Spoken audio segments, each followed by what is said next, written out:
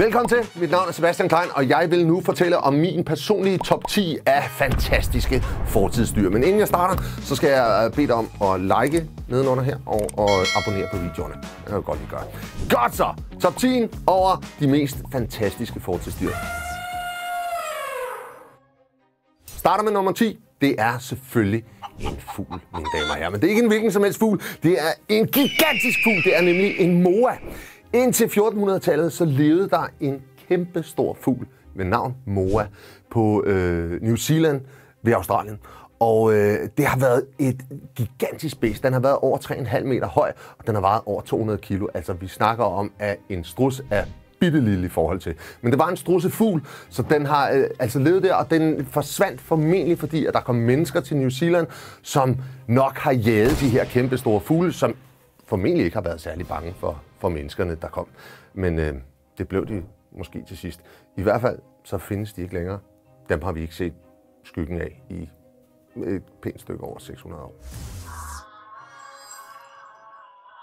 På 9. pladsen over fantastiske fortidsdyr, der finder vi en af favoritterne, mine damer og herrer, den uldhårede mammut.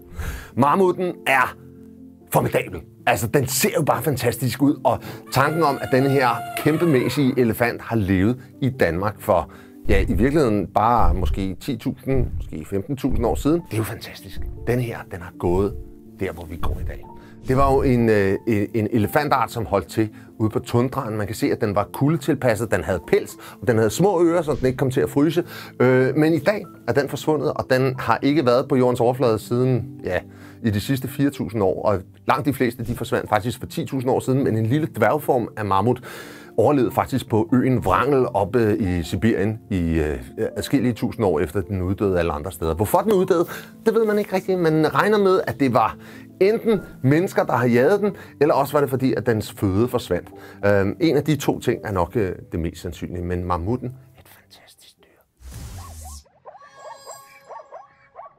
Når man taler om fortidsdyr, så kan man ikke lade være med at tænke på nogle af de farlige af slagsen, for der har været masser af ting med tænder og klør. Og på 8. pladsen, der finder vi en af de virkelig seje af slagsen. Vi finder Smilodon, eller som de fleste nok vil kende den, sabelkatten. Og se nogle gigantiske bisser, mine damer og herrer. Der var nogle hjørnetænder på Smilodon eller på sabelkatten, som man ikke har set magen til efter den uddøde, og det er efterhånden mange tusind år siden, den gjorde det. Den har altså brugt de her dolkformede tænder til at bore ned i byttedyr, og det kan ikke være rart at have fået et bid af Smilodon, som var kraftigere, var stærkere, var større end nutidens hanløver. Så det har været et bæst, der har huseret på den nordlige halvkugle for mange tusind år siden. På 7. pladsen finder vi en lidt speciel fætter. Vi finder den, der hedder kinkanaen. Og det er et australsk dyr, som levede i Australien for mange tusind år siden. Og det er jo faktisk i virkeligheden en krokodille. Men ikke en krokodille, som de krokodiller, vi kender i dag. Det her, det var en landlevende krokodille, det vil sige, den havde faktisk ikke sådan nogle korte ben og skulle svømme ved hjælp af halen. Nej, den havde lange ben, og den kunne bevæge sig på landjorden forholdsvis hurtigt. Den kunne løbe, og så havde den ikke de samme tænder, som vi ser hos krokodillerne i dag. Krokodiller i dag, når de fanger et bytte, så griber de fat om den, tager den ned og drukner det ned under vandet. Men landkrokodillen kinkanaen, den har jo skulle dræbe sit byttedyr på en anden måde. Fordi den kunne ikke drukne det, der var ikke noget vand der, hvor den levede. Så den har haft nogle helt andre tænder, som har været morderligt skarpe, og som simpelthen har kunnet gnaske igennem hud og hår og knogleværk. Så det vil sige, dengang, der var der altså nogle krokodiller, der kunne bide langt voldsommere end de krokodiller, vi har. Kinkanaen er nummer 7. Nummer 6, mine damer og herrer, er et bæst. Måske endda bæstet over bæster. Vi taler selvfølgelig om Megalodon. Kæmpe hajen. En haj, som måske har været op til 20 meter lang, har vejet over 30 tons. Det har været en gigant simpelthen. Det har været en haj, der slet ikke havde nok i bare at spise et menneske. Den har levet af at spise hvaler eller noget i den stil. Den levede indtil for 1 million år siden, og måske levede den endda for så meget som 20 millioner år siden også. Og i den tid, der har den huseret ude i havene. Og det eneste, man kender til den, det er, at man har fundet tænder fra den. Men man har sammenlignet de tænder med tænderne fra en hvid haj og har simpelthen kunnet gange sig op til en størrelse. Der er jo de folk, der tænker, at et eller andet sted ude i verdenshavet, så gemmer megalodon sig måske stadigvæk. Og til dem, der kan jeg bare sige, nej, den gør sgu da ikke. Indtil for cirka 6 millioner år siden, der levede nummer 5 i Sydamerika. Jeg taler om Argentavis, den største flyvende fugl nogensinde. Og vi taler om en kæmpe, mine damer og herrer. Vi taler om en fugl, der havde et vingefang på helt op mod 7 meter. Altså det er utroligt at forestille sig, at der nogensinde kan have levet en fugl, der har haft så lange vinger som 7 meter. Altså hvis vi forestiller os, det største vingefang, vi kender i dag, er måske Andeskondoren eller den vandrende albatros. Og det her har haft et vingefang, der var dobbelt så stort. Det er utroligt. Det har været et bæst af en rovfugl, der har fløjet rundt over Sydamerika. For et sted mellem 58 og 60 millioner år siden, der levede der en slange i Sydamerika, og den slange er denne listes nummer 4. Det jeg taler om, det er Titanoboa.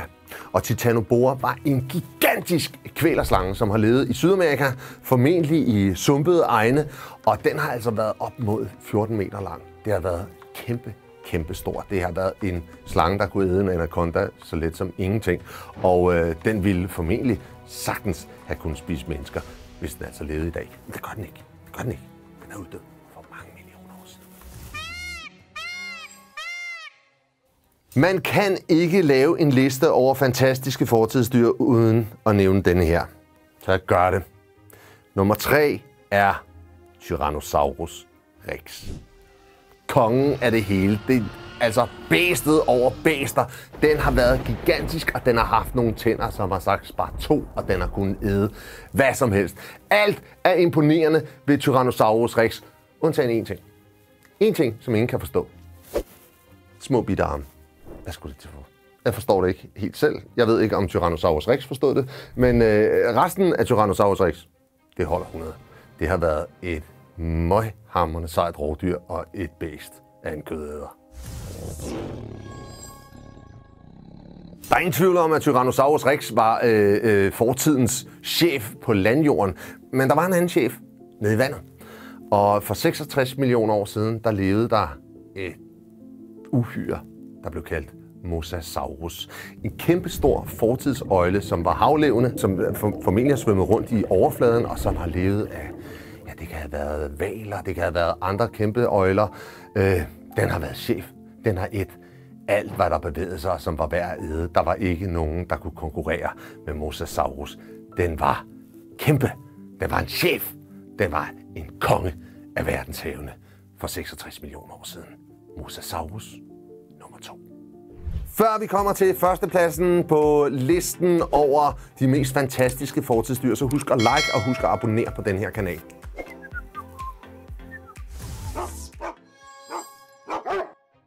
Førstepladsen går til, mine damer og herrer, tada!